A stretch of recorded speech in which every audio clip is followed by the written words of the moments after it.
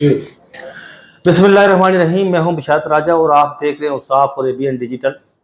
नाज़रीन, आप जानते हैं कि इस्लामाबाद हाई कोर्ट के 6 जजेस ने इस सुप्रीम कोर्ट के चीफ जस्टिस काजी फाइज साहब को खत लिखा था। उस खत में बड़े संगीन तरीन इल्ज़ामात लगाए गए थे और चार्जशीट तैयार की गई थी। खत में ये जिक्र किया गया था कि खुफिया एजेंसी और एग्जीक्यूटिव हमारे कामों में मुदाखलत कर रही है। यह खत 2 दिन कबल लिखा गया था। सुप्रीम कोर्ट के चीफ जस्टिस ने कल को पूरा दिन गुजर गया।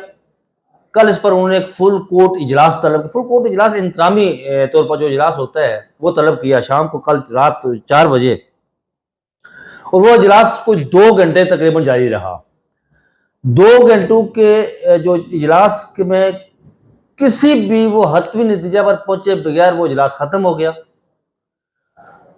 हाँ, उस इजलास में 2 किस्म की जो जजेस के अंदर से 2 किस्म की आराज सामने आई थी। एक ये राय सामने आई थी कि एक ग्रुप चाहता था कि हम ये बड़े संगीन तरीन इल्जामात है और सीरियस किस्म के चार्जेस जो आयद किए गए थे।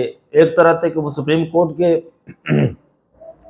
Chief justice Islamabad high court आमर फारूक पर भी थे, और ये खत इस्लामाबाद हाई कोर्ट के जजेस ने पाकिस्तान सुप्रीम कोर्ट के तमाम जजेस इंक्लूडेड सुप्रीम जुडिशल काउंसिल के जो पेशावर हाई कोर्ट के चीफ जस्टिस वो भी उसका मेंबर है और इस्लामाबाद हाई कोर्ट के चीफ जस्टिस वो भी मेंबर है, उनको भी लिखा। तो बात ये कर रहा था कि वो मुद्दा जब खुला कमीशन के इजलास में, फुल कोर्ट के इजलास में, जो सुप्रीम कोर्ट का इजलास हो रहा था, उसमें जब वो मुद्दा खुला सामने रखा गया तो उस पर गौर फिक्र किया गया तो जजेस के अंदर 2 ग्रुप सामने आए। एक ग्रुप सुप्रीम कोर्ट के जजेस की मैं बात कर रहा हूं।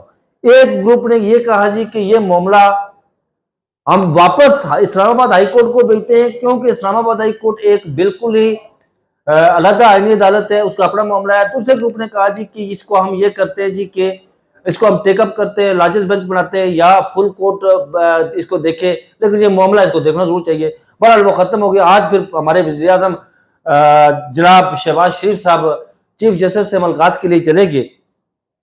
यहाँ पर एक अनोखी किस्म की सुप्रीम कोर्ट के चीफ जस्टिस ने एक अनोखी मंतक खेली, एक अनोखा काम किया उन्होंने।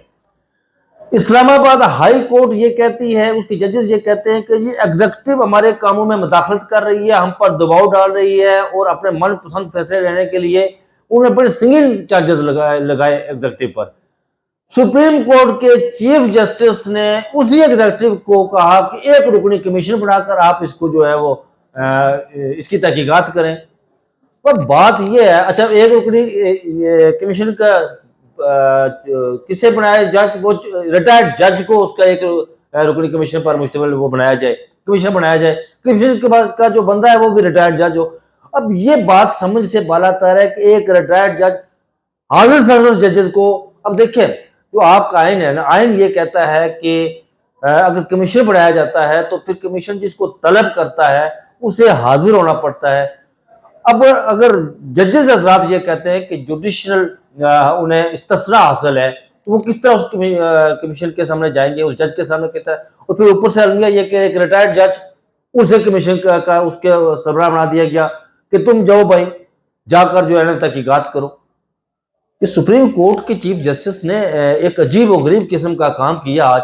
उसके बाद जब प्राइम मिनिस्टर साहब चले गए, अच्छा नाज़रीन, ये वहां पर 1.5 घंटे की जो मुलाकात रही वहां पर सिर्फ ये मुद्दा डिस्कस नहीं हुआ कि जो खत लिखा गया कि ये करना नहीं।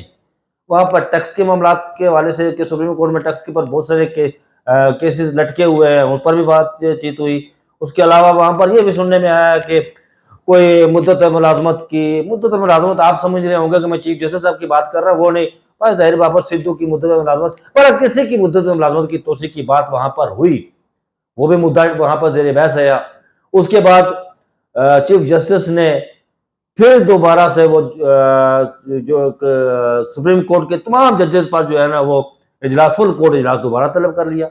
वो फुल कोर्ट इजलास हुआ, वहां पर यह कहा गया जी कि जो हमारी मुलाकात हुई प्राइम मिनिस्टर के साथ, चीफ जस्टिस ने उस मुलाकात के हवाले से तमाम जजेस को इस बात इत्मीनान में लिया और उस कमीशन के हवाले से नाज़रीन मैं आपको बताऊं कि मैं जब से चीफ जस्टिस काजी फाइज साहब चीफ जस्टिस बने, ये जो जो कहते रहे ये उसके उल्ट उन्होंने काम किया। ये कहते रहे कि ये जेआईटी क्या होती है, ये कौन बनाता है, ये क्यों बनाई जाती है, इसका मकसद क्या होता है। इन्होंने खुद जेआईटी बनाकर दी और कहा कि जाओ साथियों पर नोटिस जारी करो। ये कहते रहे अपने रिमार्क्स के दौरान कि अगर किसी वाक्य को, किसी आम मुद्दे को आपने दफन करना है तो कमीशन बना दें आप, वो इंक्वायरी कमीशन हो, वो जुडिशल कमीशन हो, कोई भी हो। इन्होंने 2 दिन पहले जस्टिस शौकत सिद्दीकी केस में यह लिखा कि सुप्रीम जुडिशल काउंसिल तहकीकात कर सकते हैं। जस्टिस शौकत सिद्दीकी ने भी तो बड़े सीरियस उन्होंने जमात लगाई थी। उन्होंने कहा था जनरल फैज ने उन्हें कॉल की और घर जाकर उन्हें कहा कि ये फैसला करें। इसी तरह के जमात ये भी जज इस्लामाबाद हाईकोर्ट के लगा रहे हैं। आप एक तरफ फैसले में लिखते हैं कि सुप्रीम जुडिशल काउंसिल तहकीकात कर सकती है, इधर आपने कहा कि जुडिशल कमीशन अपने वो कमीशन बनवा दिया शहबाज शरीफ को बुलाकर वज़ीर आज़म को, और वो जिस एग्जीक्यूटिव के मुदाखलत के इस्लामाबाद हाईकोर्ट के जजेस बात करते हैं उसी एग्जीक्यूटिव को करके तो आपने वो काम कर दिया। बड़ा अजीब और गरीब किस्म की ये दोहरा म्यार जो है ना, ये कम से कम नहीं होना चाहिए। इंसान का ज़ाहिर और बातन जो है ना वो एक होना चाहिए। इंसान ये ना हो कि ज़ाहिर बड़े सुलप्रस्ती का वो लबादा ओढ़ के रखा हो और दिल का अंदर आपका बड़े खुनुस हो, ये बात नहीं होनी चाहिए। नाज़रीन इसके अलावा आज सुप्रीम कोर्ट में जो फौजी अदालतों के हवाले से भी बड़ा जो है वो जो लोग सिविलियन ट्रायल हो रहा था, जो लोग फौजी तहवील में थे 105 लोग, उनमें से सुप्रीम कोर्ट ने 20 लोगों को रिहा करने का हुक्म दिया है। ये एक बड़ी अच्छी पेशरफ्त है और जो नाउम्मीद हुआ था मुझे लग रहा ये रहा है कि वो मामला सेटल डाउन होने की तरफ जा रहा है। मुझे दीजिए इजाज़त, अपना बहुत सारा ख्याल रखिएगा। अल्लाह हाफिज़।